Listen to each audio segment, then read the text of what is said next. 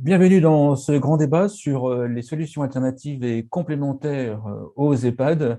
Nous allons découvrir ou redécouvrir des solutions, comprendre leur positionnement et leur cible, et tout cela en rapport ou en les comparant aux EHPAD. Tout ceci avec mes invités. Tout d'abord, Muriel Dunoyer, qui est directrice du développement stratégie chez Omnicity, qui est spécialisée dans les résidences-services seniors. Joachim Pasquet, qui est directeur Cohabilis, qui est pionnier dans la cohabitation intergénérationnelle solidaire. Guy Fontaine, qui est le directeur du développement et de l'innovation au groupe SOS Senior. Sébastien Pata, qui est cofondateur de l'atelier No Working et cofondateur d'Epic Co-Living. Simon Bouillot, qui est cofondateur et associé à Gévis, spécialiste des domiciles partagés et services adaptés aux besoins des personnes âgées dépendantes. Alain Legros, qui est le président de la fondation Vestalia et le fondateur de ITAC, et Christophe Bayoko, qui est le président du groupe Vivre Alliance et Vivre en béguinage. Bonsoir à toutes, bonsoir à tous. Bonsoir Frédéric. Bonsoir. Peut-être pour commencer, puisqu'on va comparer les différentes solutions aux EHPAD, commencer par toi, Guy. Est-ce que tu peux nous expliquer ce qu'est un EHPAD et qui sont les résidents dans les EHPAD? Oui, alors les EHPAD, c'est d'abord un acronyme qui signifie établissement d'hébergement pour personnes âgées dépendantes.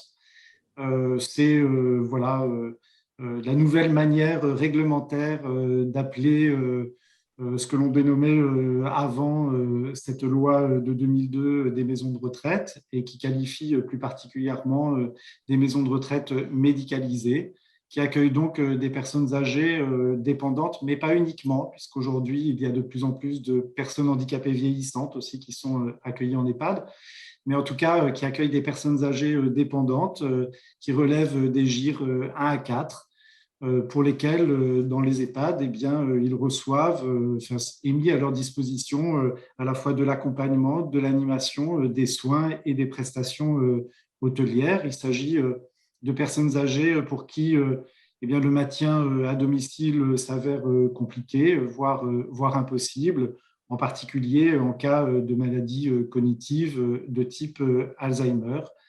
Il y a aujourd'hui environ 7500 EHPAD en France, la majorité des EHPAD étant de statut public et pour à peu près 30% de statut non lucratif.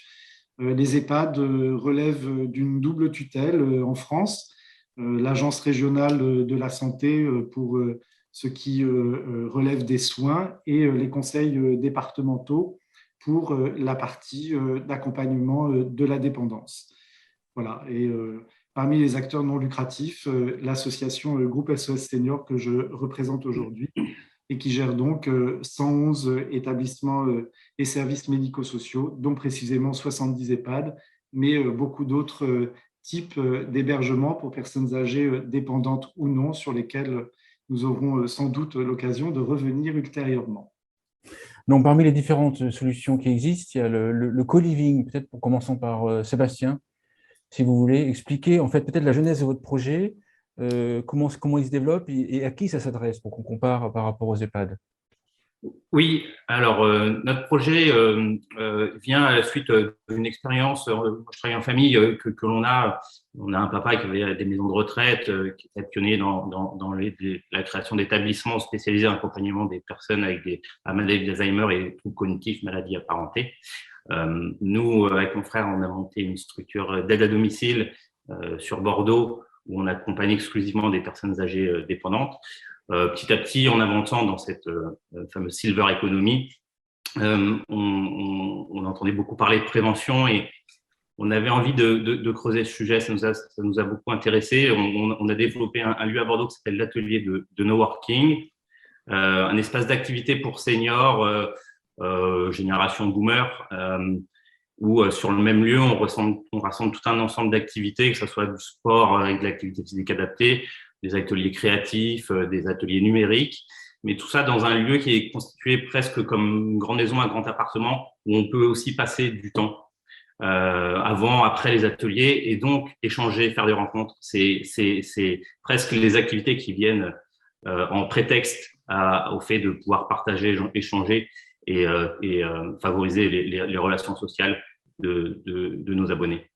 Dans ce contexte-là, on a également réfléchi à un sujet autour de colocation avec service pour ce même type de population. Seniors jeunes, dynamiques, très autonomes, pas de difficultés de maladie majeures à ce moment-là. Et l'idée était d'essayer de proposer une solution plutôt d'anticipation dans le cadre de la prévention, vraiment de pouvoir anticiper, mais pour ça, essayer de constituer et travailler avec les codes pour qu'ils puissent se projeter et pas être dans quelque chose dans lequel ils projetteraient plus facilement leurs parents à eux, finalement, pour y vivre. Donc, c'est ce qu'on est en train de développer sur Bordeaux, sur la région Nouvelle-Aquitaine. Le premier sera en Lot-et-Garonne. On est en train de regarder pour d'autres cohabitations. C'est vraiment l'idée d'une grande maison où on va être 8, 10 colocataires, mais avec des espaces qui vont permettre de préserver son indépendance, c'est-à-dire un lieu personnel équivalent T1, T1 bis, voire T2 parfois, ça pourra exister également. Et puis des espaces partagés avec tout un tas de facilités pour faciliter le quotidien de nos habitants et une ambassadrice sur place qui sera là tous les jours, mais pas un accompagnement 24 heures sur 24, 7 jours sur 7. C'est des gens qui n'ont pas besoin à ce moment-là. On n'adjoint pas un service d'aide à domicile en continu sur ces lieux de vie-là. Néanmoins, l'idée est de construire derrière des partenariats forts avec des structures locales pour pouvoir répondre à ces demandes si demain des fragilités apparaissent chez certains des habitants. Voilà, on fait le choix de pas nous-mêmes opérer l'aide à domicile. Voilà. D'accord. Donc en fait, c'est pour des personnes âgées qui sont autonomes, non dépendantes. Oui, tout à fait. D'accord. Est-ce que c'est ce qu'on appelle, ce que fait partie de l'habitat partagé accompagné? Est-ce que c'est dans ce champ-là ou Oui, on est des habitats partagés, tout à fait. C'est dans ce champ-là. Après, on n'a néanmoins pas un modèle qui est construit sur une partie de location immobilière liée à des plans d'aide aux personnes âgées qui permettent de constituer une mise en commun des aides au quotidien. Voilà, ce qui fait que d'une certaine manière, notre projet peut être également réversible. Et si demain on avait des personnes même plus jeunes qui y voyaient un intérêt, qui souhaiteraient pouvoir intégrer cette petite communauté, nous, on est pour, on est tout à fait favorable, c'est tout à fait envisageable. D'accord. Simon, est-ce que vos habitats se rapprochent en fait de ce même concept, mais pour des personnes âgées plus âgées ou alors on a des choses en commun avec Sébastien Patin, on se connaît un peu par ailleurs, et je crois que sur le fond, ce qu'on a en commun, c'est l'idée déjà d'essayer de trouver de nouvelles solutions, d'innover, et puis de réfléchir à ce que souhaitent les gens. Après, le public auquel on s'adresse est différent, hein, parce que Sébastien, lui, il est plutôt sur une idée de « je suis autonome, je cherche de l'animation », et donc je vais faire venir les gens autour de cette idée de « ça bouge, c'est animé, c'est un lieu agréable ». Nous, on est pour le coup sur un tout autre besoin, une toute autre attente qui est de dire j'aimerais bien rester chez moi, mais je peux plus parce que j'ai besoin de beaucoup d'accompagnement.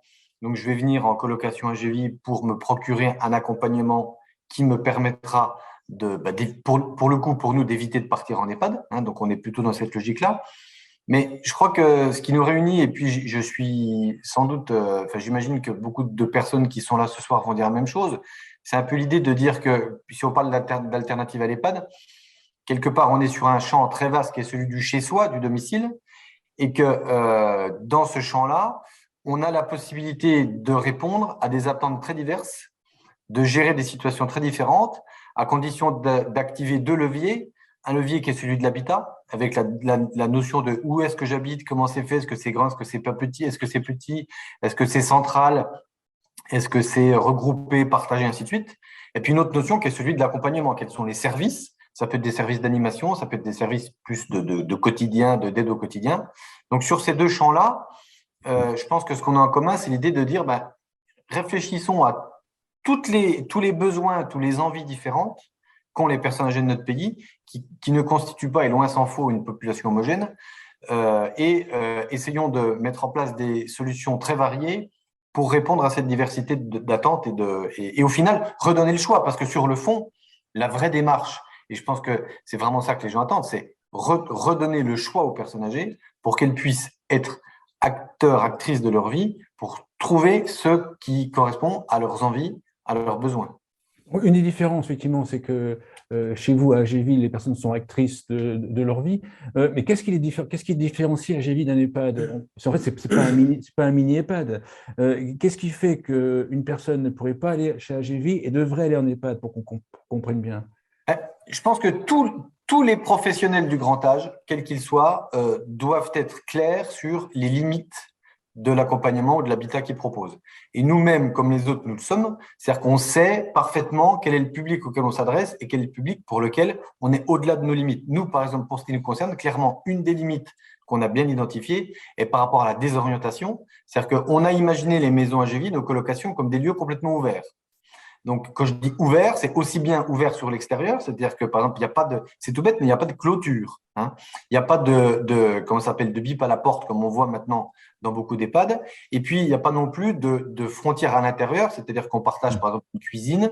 Voilà, les gens cohabitent. Ben, ça, par exemple, c'est très intéressant en termes de projet de vie, mais forcément, ça fixe des limites par rapport à des personnes qui peut-être seraient fugueuses. Donc, nous, par exemple, le public qu'on a, j'ai coutume de dire, tout à l'heure, notre collègue parlait de la loi de 2002, par rapport à, si on regarde l'évolution, il y a à peu près 20-25 ans de l'accompagnement des personnes âgées, nous, on a le public chez AGV qui était à peu près celui qui était en EHPAD il y a 20-25 ans. Parce que ça évolue beaucoup. D'accord, ça se décale, effectivement. Ben oui, ça se décale. En fait, on rentre en EHPAD de plus en plus âgé, de plus en et plus… Voilà. Et par exemple, en EHPAD d'aujourd'hui, je n'ai pas les statistiques précises en tête, mais je crois qu'on est sur 3/4 à peu près des personnes qui sont atteintes de démence de type, de désorientation. C'est énorme, c'est énorme. En EHPAD, on a un public de gens très dépendants. Et du coup, ça libère aussi un espace pour d'autres personnes qui le seraient peut-être moins et qui seraient contentes de trouver des alternatives. Donc, il y a AGV, il y en a d'autres, hein, justement pour répondre à cette demande-là avant l'EHPAD, quelque part. Ce qui fait que Guy, en fait, l'EHPAD en fait, est toujours et sera toujours nécessaire pour ce type de personnes plus atteintes au niveau de la santé. Sans doute, en tout cas, la démarche d'une association comme la nôtre, et je rejoins ce qui vient d'être dit, c'est aujourd'hui de répondre à cette volonté d'effectuer un choix libre. Et pour être libre de faire un choix, il faut une multiplicité, une diversité de propositions. Voilà, donc soit ces propositions émergent et elles sont portées par des opérateurs qui sont mono-propositions, soit effectivement, eh bien, ce sont des groupements comme le nôtre qui bien, considèrent que à l'écoute de leurs résidents, à l'écoute des familles, à l'écoute tout simplement de la société, eh bien, voilà, il faut se diversifier, il faut expérimenter, il faut innover. C'est d'ailleurs le propre, ça a toujours été le propre du secteur associatif, hein, que d'essayer d'apporter des réponses à de nouveaux besoins ou des besoins mal satisfaits. Et donc, voilà, c'est un peu, en tout cas, l'orientation que nous avons prise, avec des interrogations aussi. On est un peu, je crois, dans une période de bouillonnement. On a des générations qui arrivent avec des attentes très différentes, des générations que l'on accompagne jusqu'à présent. Et donc, bien, il faut savoir sortir de nos murs, il faut savoir prendre des risques, il faut savoir finalement entreprendre, même quand on est une association, parce que voilà, on ne connaît pas finalement les modèles qui seront ceux de demain. Aujourd'hui, il y a tout un foisonnement. Et donc, voilà, on teste. Mais on est plutôt, nous, dans une démarche où effectivement, c'est pour ça qu'on ne parle pas tant d'alternative à l'EHPAD que de complémentarité avec l'EHPAD. Voilà, sur les territoires, on est à l'écoute des attentes et des besoins et on essaye avec les outils qui sont les nôtres. Les EHPAD sont sur les territoires des équipements structurants, il en existe d'autres, mais avec des locaux multiples, avec des ressources humaines riches, très diverses. Voilà, avec ça, on peut construire des réponses diversifiées et c'est effectivement ce qu'on essaye de faire. D'accord. Christophe, le béguinage, peut-être présenter le béguinage et après je voudrais qu'on positionne le béguinage par rapport aux autres solutions qui ont déjà été présentées. Alors, nous, on ne peut pas se considérer comme étant une alternative aux EHPAD. D'ailleurs, les béguinages n'ont pas vocation à se substituer aux EHPAD, qui sont quand même des structures médico-sociales. Nous sommes plutôt, comme je le disais tout à l'heure, d'une troisième voie. Une troisième voie entre la maison individuelle qui est devenue trop grande pour les personnes âgées, qui se retrouvent souvent seules parce que parfois le conjoint est décédé, les enfants sont partis, il faut l'entretenir, ça coûte cher, les taxes, etc. L'isolement aussi, l'isolement qui pèse beaucoup sur ces personnes. Et puis au bout de la chaîne, bien sûr, l'hébergement en institution. Mais les EHPAD gèrent la dépendance. Nous, dans nos béguinages, on accueille principalement des personnes autonomes ou en perte partielle d'autonomie, ce que l'on classifie dans les GIR 6 et GIR 5. Vous voyez, donc on est quand même loin de la dépendance, parfois des GIR 4, mais sous réserve. Voilà, donc ce sont des gens qui viennent chez nous pour rompre l'isolement, maintenir du lien social et puis voilà, essayer de partager des moments de convivialité. Alors, notre accompagnement, nous, dans les béguinages, je dirais, repose sur 3 thèmes principaux. Le premier, c'est le vivre ensemble. Donc, le vivre ensemble qui est quand même, je dirais, pas une mince affaire, notamment avec des personnes âgées autonomes. Bon, je dirais que pour le qualifier, c'est d'abord constituer un groupe de personnes, assurer l'harmonie au sein d'un groupe de façon durable, quoi, hein. Bon, dans la bienveillance et le respect mutuel, c'est pas toujours évident. C'est une notion familière, hein, le vivre ensemble, mais finalement c'est assez complexe et on se rend compte que ça repose sur un apprentissage permanent. Et puis le deuxième thème, c'est la prévention santé, hein. Je dirais que bon, nous, on est plutôt dans la prévention, plus que plutôt une approche préventive du vieillissement plutôt qu'une approche médicale. La santé, nous, se décline sur deux volets principaux. Le premier, c'est à travers la mise en place d'ateliers en prévention à la perte d'autonomie que l'on organise dans nos structures via des associations partenaires que certainement tout le monde connaît, Ciel Bleu, les ACEPT notamment, sur des thèmes divers et variés, là aussi, hein, la prévention des chutes, les ateliers mémoire, etc. Et on a aussi un accompagnement santé, donc un infirmier diplômé d'État ou une infirmière qui se rend une fois par semaine dans les béguinages pour rencontrer les gens qui le souhaitent, bien évidemment sous couvert du secret médical. Bon, rencontrer les gens pour s'assurer qu'ils prennent bien leur traitement médicamenteux quand ils sont sous traitement, ou tout simplement peut-être aussi déceler certaines fragilités chez des personnes vieillissantes, des troubles cognitifs ou des troubles sensoriels. Donc voilà, et puis organiser le parcours de soins avec ces gens-là. Et puis le troisième thème, c'est plutôt ce qu'on appelle l'inclusion sociale. Donc, c'est permettre aux gens de rester actifs, tout simplement, d'abord en organisant au sein même de la structure des commissions, là aussi diverses et variées, hein. Ça va du bricolage au jardinage en passant par la cuisine, la déco, la poterie, le théâtre. Enfin bon, bref, il y a plusieurs thèmes. Et puis inciter les gens à s'inscrire dans le tissu associatif local, soit en tant qu'adhérents pour participer à des activités là aussi diverses et variées en fonction des centres d'intérêt de chacun, et puis ou en étant tout simplement bénévole, hein, pour transmettre une partie de son savoir, tout ce que l'on a pu apprendre au cours de sa vie professionnelle, et bien le transmettre à d'autres personnes.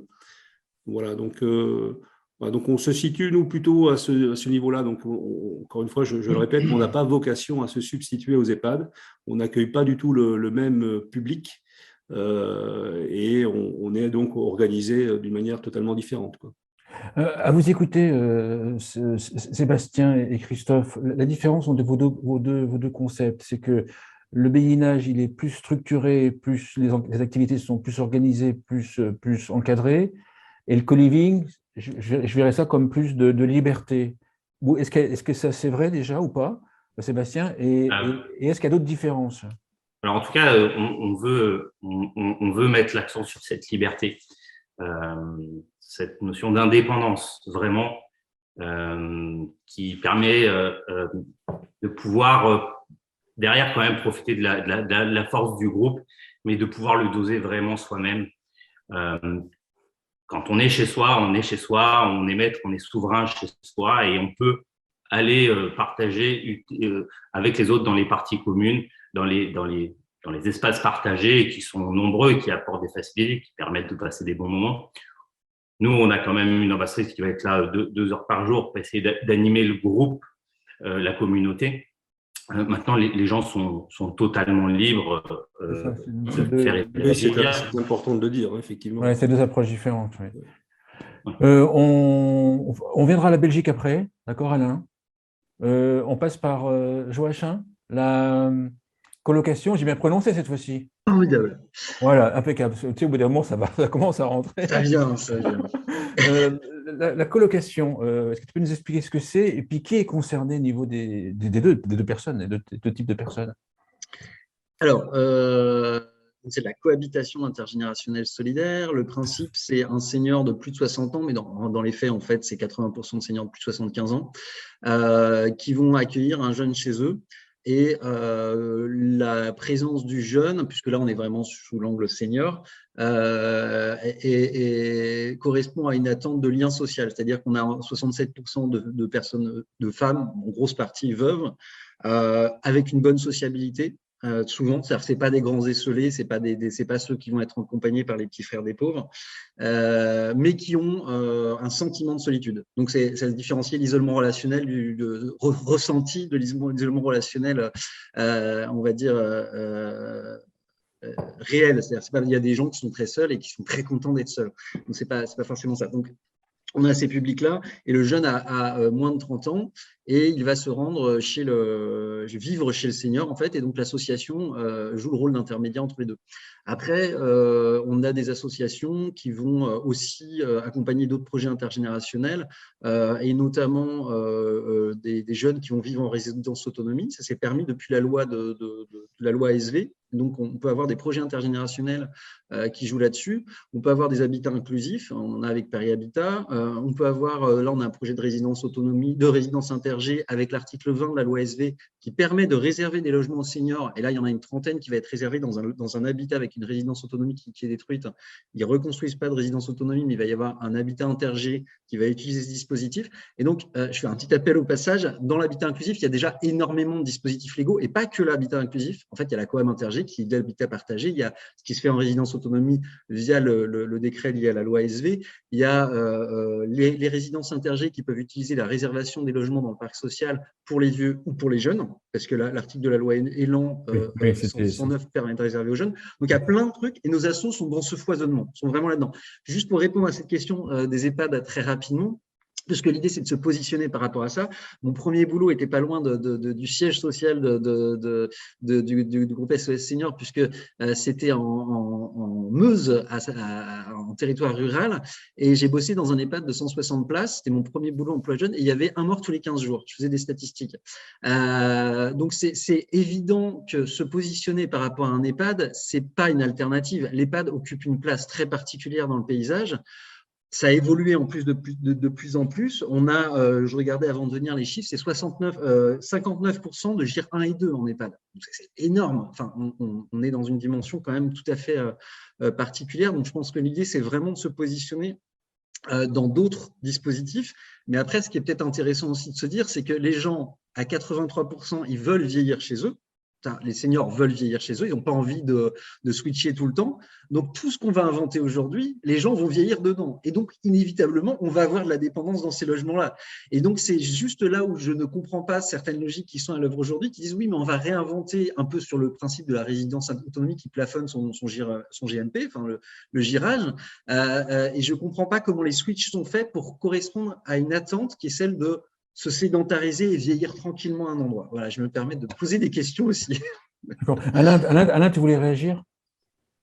Non, pas nécessairement. D'accord, ok, non, d'accord. Est-ce que la limite, qu'on comprenne bien la limite de la cohabitation intergénérationnelle, c'est J'ai 78 ans, je suis dépendant physiquement, mais pas mentalement. Est-ce que je peux continuer à accueillir un jeune chez moi? Oui, Est-ce que c'est alors en ça la fait, limite oui. et si par contre, si je suis dépendant de manière cognitive, là, ça pose des problèmes ou pas? Ouais, alors moi, ce que je dis aux étudiants, c'est qu'en gros, l'accompagnement des seniors, c'est 4 trucs. C'est du lien social, du soin, le cas échéant, de l'aide aux actes de la vie quotidienne et des aides techniques ou de l'accessibilité, de l'adaptation de l'habitat. En gros, il y a ces 4 piliers-là qui servent en fait à faire en sorte que la personne vieillisse bien chez elle. Et le lien social est une partie, évidemment, et qui a un effet, et tout s'interconnecte. C'est-à-dire c'est un effet prophylactique aussi. Une personne qui n'est pas seule, un senior qui vieillit sans être seul, vieillira en meilleure santé. Donc, les choses communiquent entre eux.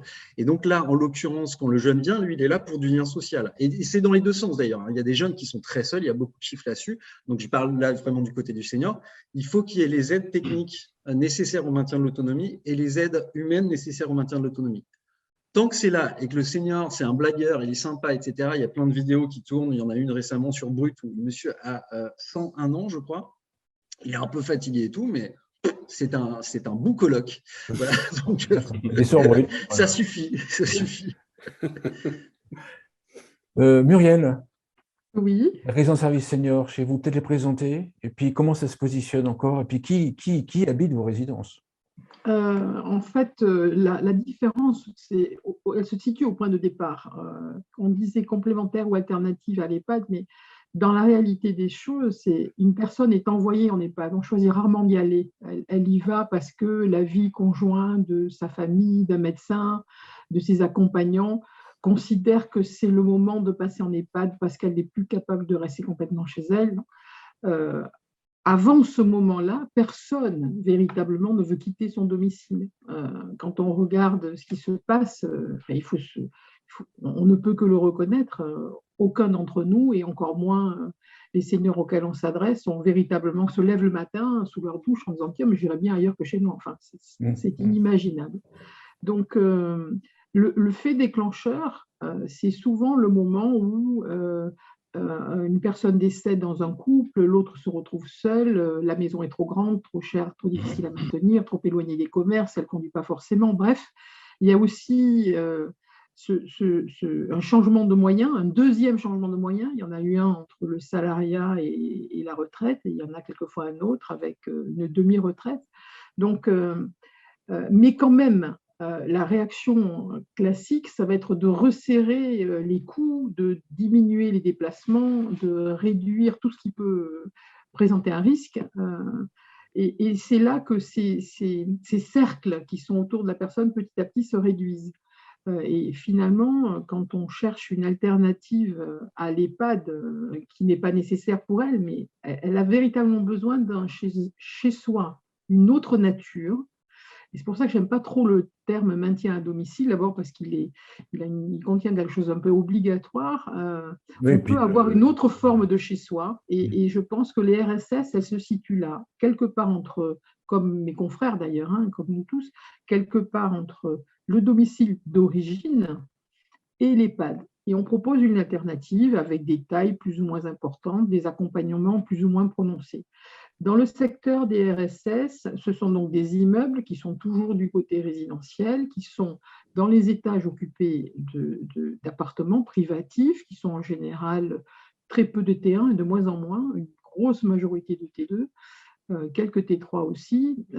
Et ces appartements en étage sont posés, tout au moins chez Omnicity, sur un socle de services. Et ce socle, il permet d'augmenter ce chez-soi de la personne d'origine. Elle ne voyait plus de monde, elle va pouvoir y fréquenter les personnes qui sont dans cette résidence. Il n'y avait pas forcément de personnel 24/24, 7/7. Elle pouvait se sentir plus vulnérable le soir, la nuit, quand les gens sont en vacances. Donc là, elle a du personnel en permanence. Elle a ce qui lui est nécessaire pour garder une santé physique, donc un spa, une salle de sport. Elle a aussi ce qui est nécessaire pour se nourrir correctement, avec une approche qui soit plus ludique, quelque chose où elle transmette aussi ses recettes de famille, où on réinvente le rapport à la nourriture, au goût. On a aussi chez ces personnes des diminutions sensorielles, donc il faut Elles quittent leur chez elles, il faut leur proposer quelque chose de sexy, de riche, où elles vont retrouver du lien social, pouvoir se réinvestir à des moyens, parce que c'est aussi ça le nerf de la guerre, et à des coûts qui vont être responsables et qui vont leur être accessibles.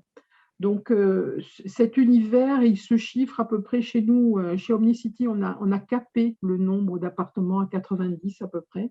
On se limite à intervenir en hyper-cœur de ville, donc de toutes les manières, les dents creuses, elles sont limitées en capacité, mais aussi parce qu'on ne voulait pas avoir un effet trop collectif, et surtout aussi parce qu'en étant en cœur de ville, on voulait que les socles des résidences soient accessibles à la population tierce. Alors, au début, on nous a dit qu'on était des fous, on avait décidé ça plutôt dans cette L'idée d'ouvrir les résidences sur les d'ouvrir, que d'autres personnes rentrent dans la résidence. Et en fait, quand on regarde la réalité des choses aujourd'hui, on a donc en âge des gens de 64 à 93 ans aujourd'hui. Donc, on a un scope extrêmement large. Et ce qui les attire, c'est justement cette ouverture.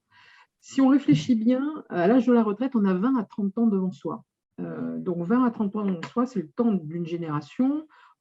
Il est légitime d'avoir envie de faire des choses et de ne pas se couper du reste de la société. Alors, il y a des personnes, et je suis tout à fait d'accord avec l'un d'entre vous qui l'a dit tout à l'heure, qui aiment se retrouver dans une petite unité, 10-12 personnes, avec des personnes âgées entre elles, peut-être parce qu'elles se sentent fragiles, elles se sentent plus en sécurité. Nous, on a un public qui est vraiment baby-boomer depuis le départ et qui cherche à, au contraire, rester dans la société.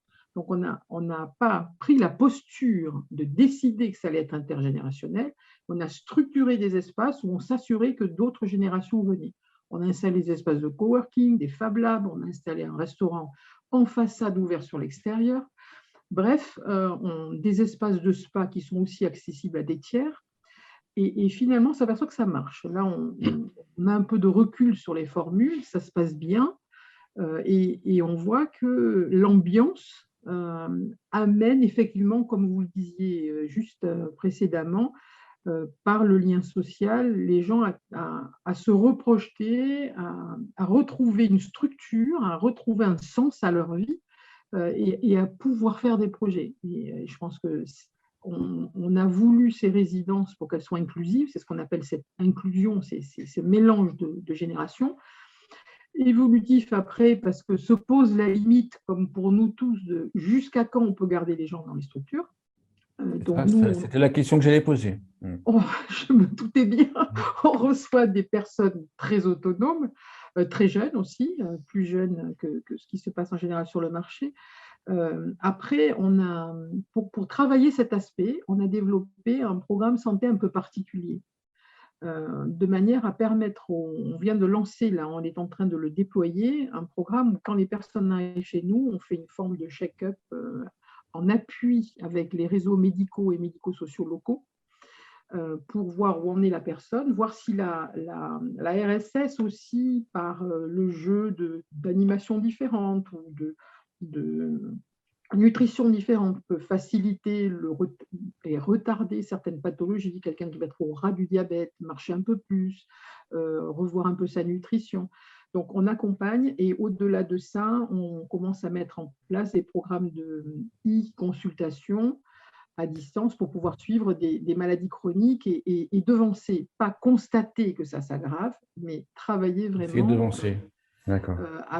Sur des mesures préventives. Et bien évidemment, législativement, on ne pourra pas garder ces gens au-delà d'une certaine limite. Et ça pose une autre question qu'on n'a pas abordée du tout jusqu'à maintenant, qui est la question du maillage territorial de nos solutions. Alors, non, mais justement, j'ai prévu d'en parler. Alain, la Belgique, qu'est-ce qui se passe en Belgique? Tes projets, peut-être parler de tes projets, et puis donner un peu… Peut-être quand même un petit mot quand même de chiffres et de méthodologie, enfin très, très bref. Je pense que c'est assez semblable à la France. Ce qu'on constate aujourd'hui, ce que vous appelez l'EHPAD et que nous appelons la MRS, la maison de repos et de soins, aujourd'hui, on est à un âge d'entrée 80 et plus, alors que précédemment, la population en âge chronologique était plus jeune.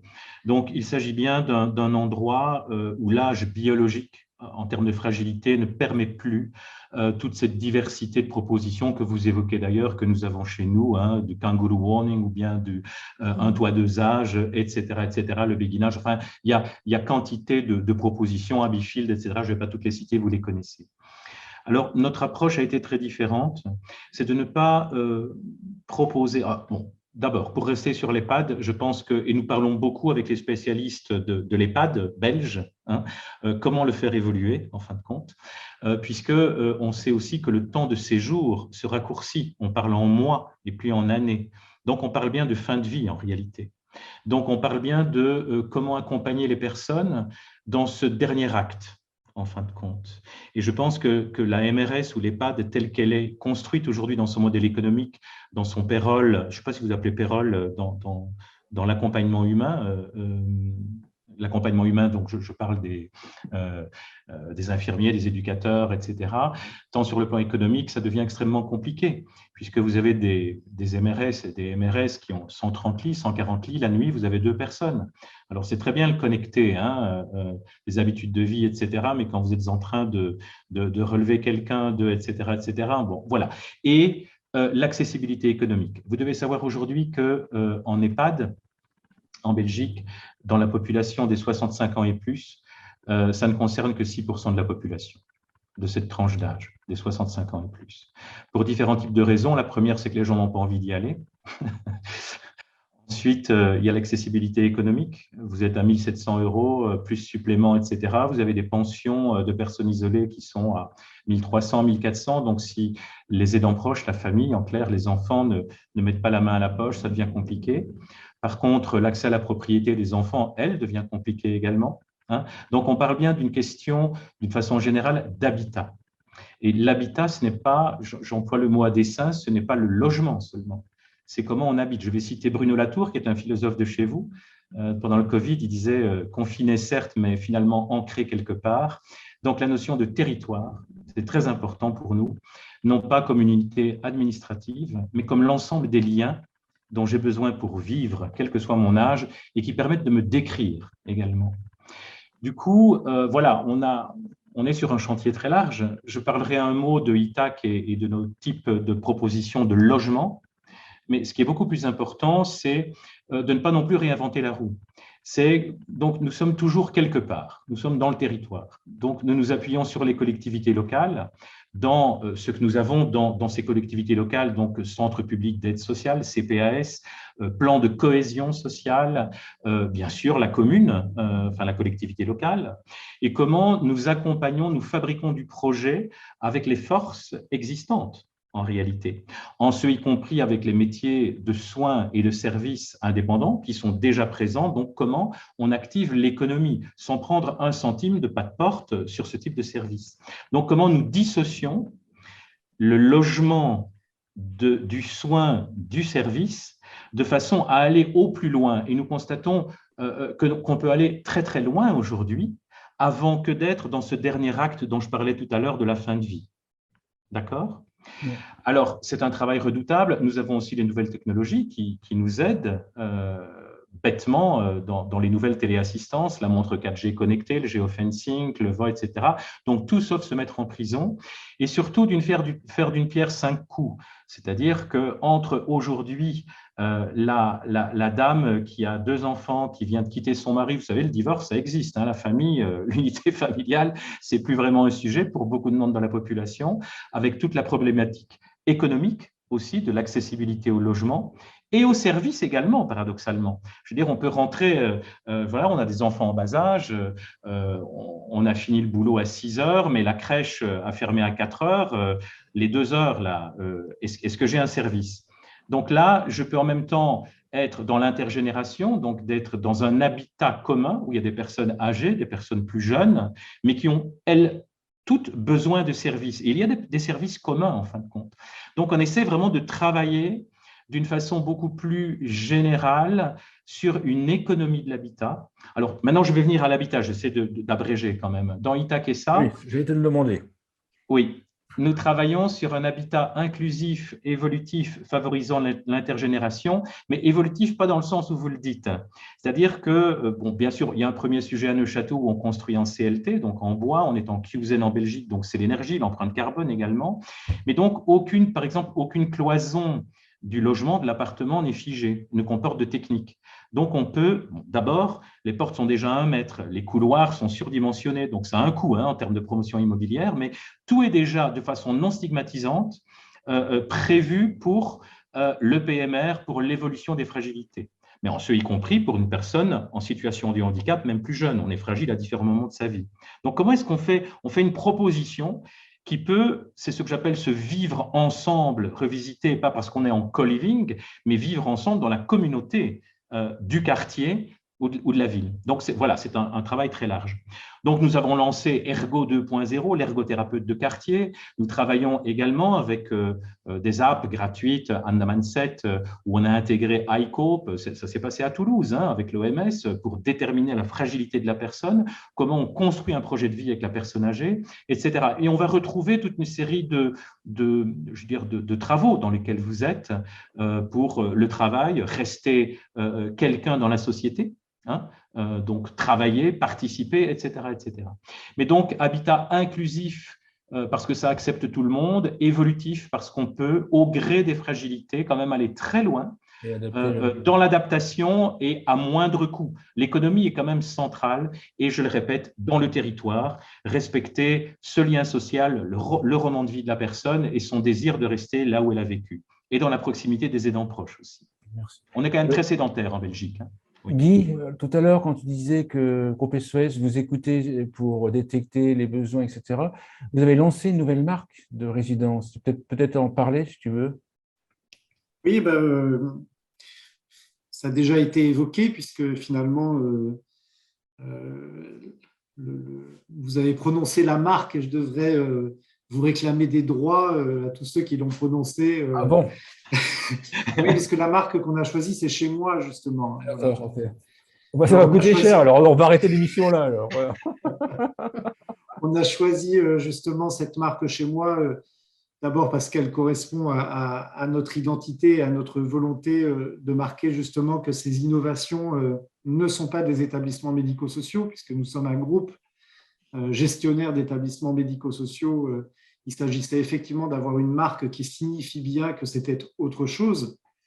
Et donc, cette marque Chez Moi, elle dit ce que vous avez déjà tous dit plus ou moins les uns les autres, cette aspiration que tout le monde a, que nous avons chacun, d'être d'abord et avant tout chez nous, et non pas comme dans un établissement médico-social où la réglementation dit bien qu'on est une personne accueillie.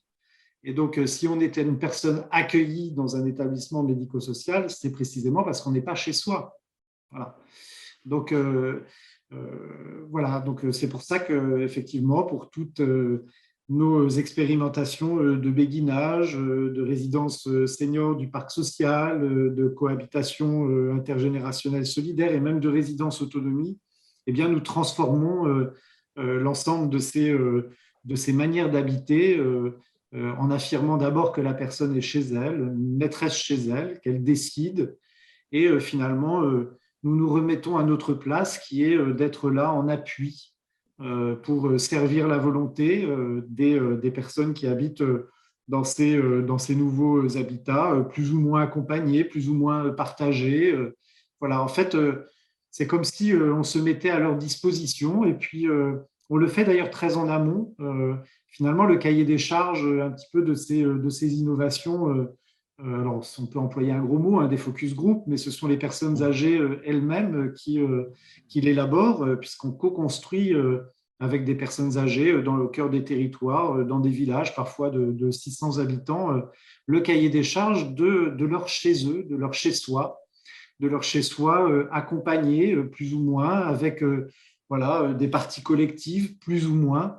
Et donc ensuite, notre rôle, c'est finalement un peu de l'ingénierie de projet, puisqu'on va rechercher le modèle économique qui va permettre à ce projet qui est exprimé par les personnes âgées elles-mêmes de voir le jour, ce qui n'est pas toujours très simple. En partant de la demande.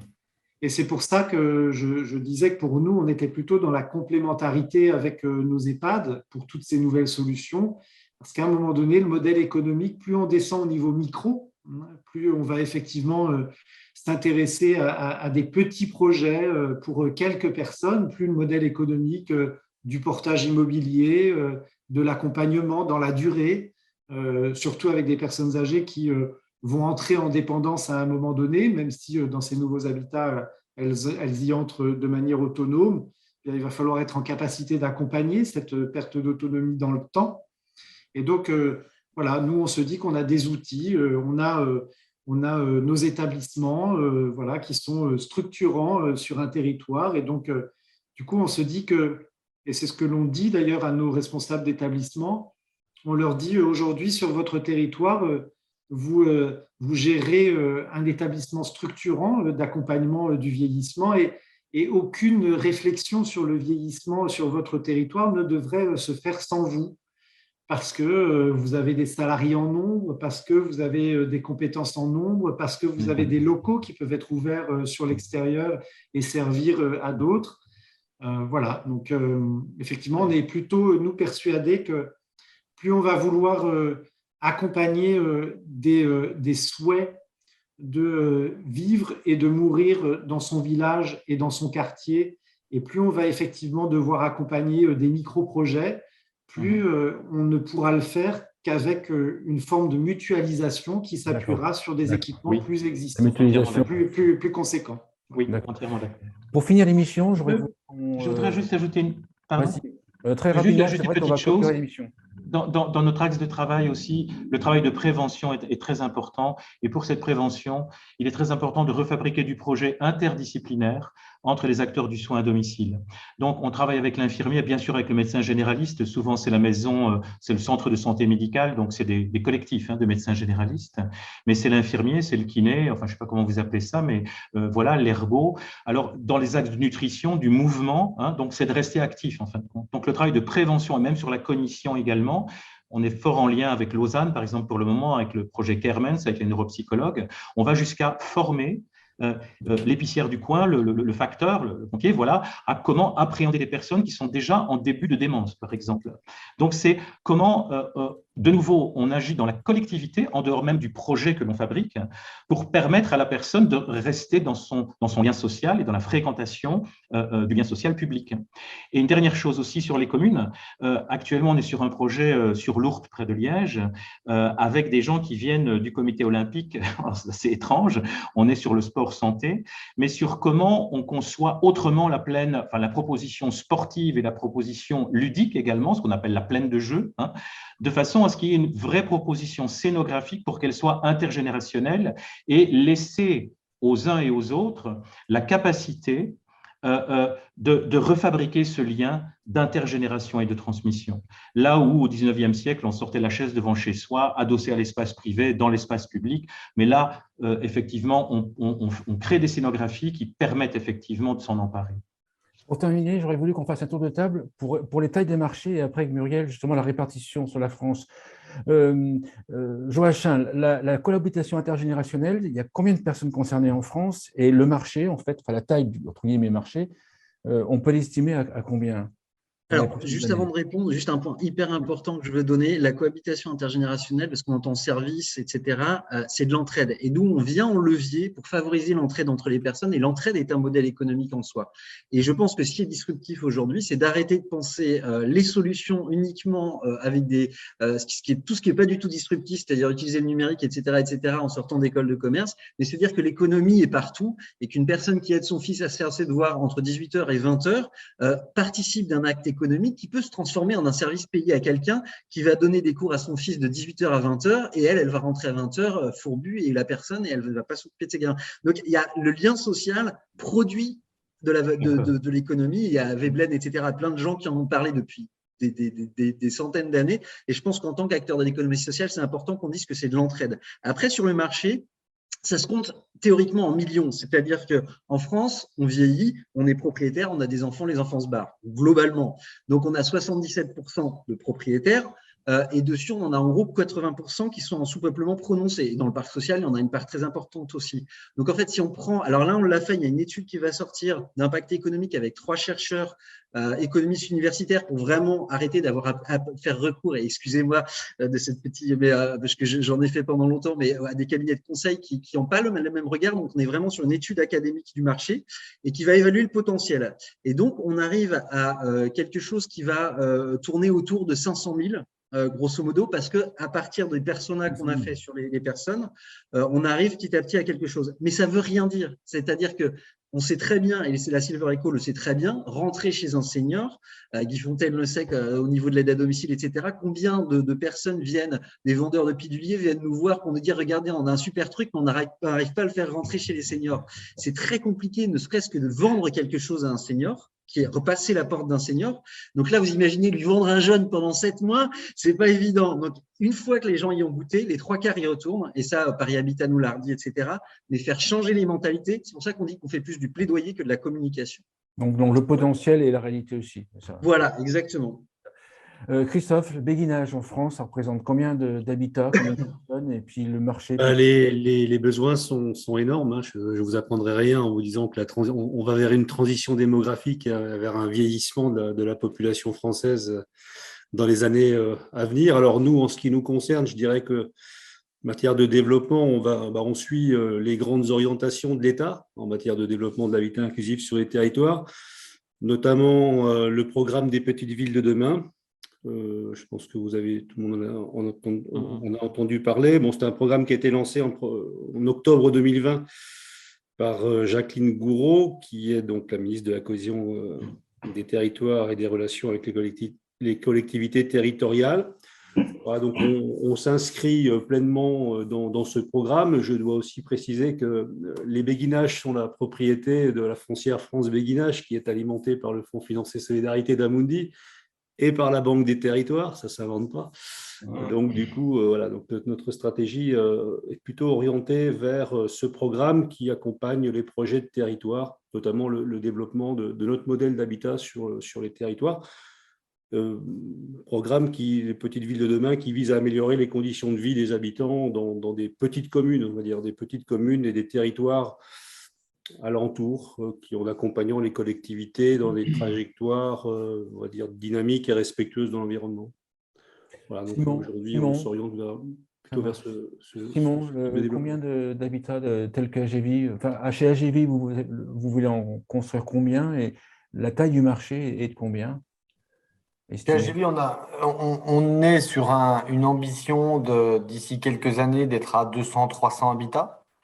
Peut-être plus à terme, sur une taille du besoin qui est phénoménale. Nous, à Gévy, par exemple, si on arrive à 300 maisons, ça veut dire qu'on sera de l'ordre de 4-5 000 personnes colocataires, alors que sans doute, le chiffre, il est supérieur à 100 000, 100, 200 000. Ça, tout dépend aussi comment la société évolue et comment aussi on la laisse évoluer, parce qu'on voit tout le monde l'a dit, on a une demande massive de gens de plutôt trouver des alternatives à la maison de retraite. Aujourd'hui, les EHPAD en France, je crois que c'est 600 000 personnes. Quelle est la proportion de ces personnes qui pourront… alors, les gens qui sont en EHPAD n'en sortiront plus, mais dans le futur, quels sont les gens qui pourront éviter d'aller en EHPAD ou trouver d'autres solutions en fonction de ce qu'on va proposer? C'est sans doute plusieurs centaines de milliers. Donc, le besoin est énorme.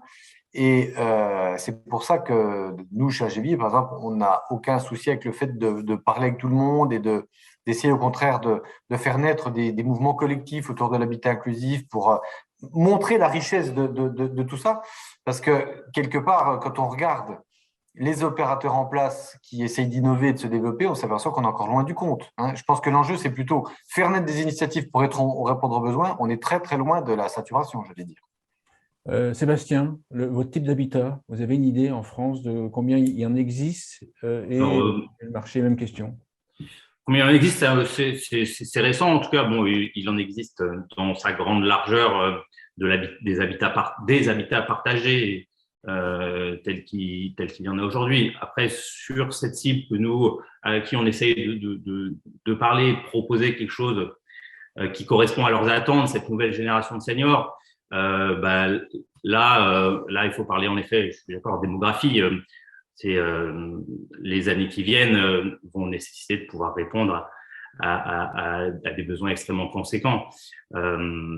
Cette nouvelle génération, elle a accompagné ses parents, qui est presque la première génération de personnes à avoir vécu aussi longtemps. C'est une génération qui n'avait pas anticipé l'âge de ma grand-mère et leurs enfants, mes parents, aujourd'hui, ils l'ont vu que la question de l'anticipation était un sujet à prendre à bras le corps. Donc, je pense qu'il y a un potentiel extrêmement important sur ce type d'habitat, surtout quand on sait qu'aujourd'hui, on est à peu près à 30% des plus de 65 ans qui s'estiment préoccupés par la solitude, l'isolement. Donc, des solutions où on va pouvoir retisser, reconstruire, densifier des relations sociales et des relations sociales, il va y avoir une demande grandissante, bien sûr. Nous, là-dedans, on va s'inscrire dans le temps. On est encore sur les premiers projets. Donc, voilà, je ne veux pas vous sortir des chiffres de vous faire un business plan absolument c'est exactement ce que je demande. Incroyable sur 300 à 5 ans, ça paraîtrait complètement dingue, mais on avance, on pose tous les jalons et après, ça peut aussi aller assez vite. Il y a une vraie logique d'essaimage parce qu'il faut répondre un peu partout sur les territoires à tous ces besoins. Donc, il y a un aspect assez micro dans l'étude qu'il faut faire de ces attentes-là. Après, il faut trouver aussi des partenaires pour nous accompagner, parce que là, on parle de granularité immobilière et c'est pas si simple. C'est plus facile d'investir dans des immeubles de 5000 m² que dans des petites unités de 500 pour des gens qui doivent investir l'immobilier. Donc, ça engendre beaucoup de discussions sur plein de sujets, mais c'est assez passionnant et il y a un grand avenir devant. Muriel, le mot de la fin. Même question, combien de résidences services seniors, combien est-ce qu'on met? Parce que là, il y a les chiffres. Et puis, peut-être la répartition. Tu voulais parler de la répartition. Oui, un petit chiffre d'abord. Quand on regarde au niveau européen, la quote-part des parcs européens adaptés au vieillissement, c'est-à-dire qui proposent le cumul de nos produits, c'est 10% du parc immobilier. Aux Pays-Bas et en Belgique, vous êtes à 14 et 16% aux Pays-Bas. Et en France, on est à 1%. En fait, on dit 6, mais 5 sont dus à la loi de 2005 pour le handicap. Donc, le retard en France, il est phénoménal. 1. 2, on a l'effet des baby-boomers. On passe de 4 à 6 millions de personnes à compter de cette année. C'est l'effet de la pyramide des âges, il commence maintenant. 4 à 6 millions de personnes, 4 à 6 millions de personnes en 10 ans, ça veut dire que non seulement on était déjà en retard, mais là on est sous la vague.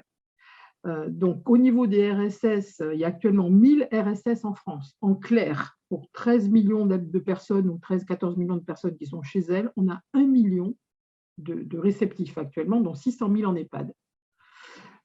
Autant dire, avec l'augmentation, on est déjà mal, mais là, ça va être pire. Au niveau des RSS, on pense passer, on va augmenter, enfin, la dernière étude XERFI de l'année dernière dit qu'on va augmenter de 200 établissements à peu près par an, ce qui nous amènerait dans 5 ans à 2000, enfin, à doubler à peu près le nombre actuel. Mais on est largement en deçà. Donc, c'est vraiment préoccupant. De l'intérêt quand on nous regarde de l'étranger, on nous dit vous êtes très intellectuel parce qu'on pense des formules, on développe des initiatives. Mais quel serait le business model du déploiement? Est-ce qu'on n'a pas intérêt à se fédérer et à regarder sur des territoires comment on peut articuler en même temps certains niveaux de réponse pour mutualiser des services, par exemple?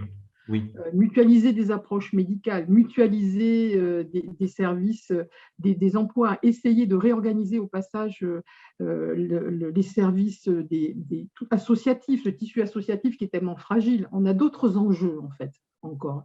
Et l'adjonction de tous les produits, si on arrivait à travailler ensemble, je pense qu'on éviterait l'effet des maires qui aujourd'hui veulent tous avoir leur RSS ou leur béguinage parce qu'il y a un effet politique mais on a un défi devant nous qui est de répondre aux besoins de la population qui s'ignorent encore, mais qu'on détecte déjà. Et là, tu as, Frédéric, un vrai rôle à jouer dans cette mobilisation des énergies et peut-être pas simplement des énergies maintenant, mais de la recherche de solutions coordonnées. En tout cas, nous, c'est ce sur quoi on veut travailler. Les amis, normalement, ce n'est pas moi qui bosse, c'est vous qui bossez. Bon, bref, là, on me charge le travail. Ça sera le mot de la fin. Merci beaucoup. En tout cas, merci. Merci. Il y aura d'autres émissions sur le même sujet, bien sûr. Merci beaucoup à toutes et à tous. Merci beaucoup. Merci, bonne soirée. bonne soirée. À tous. Bonsoir. Bonsoir.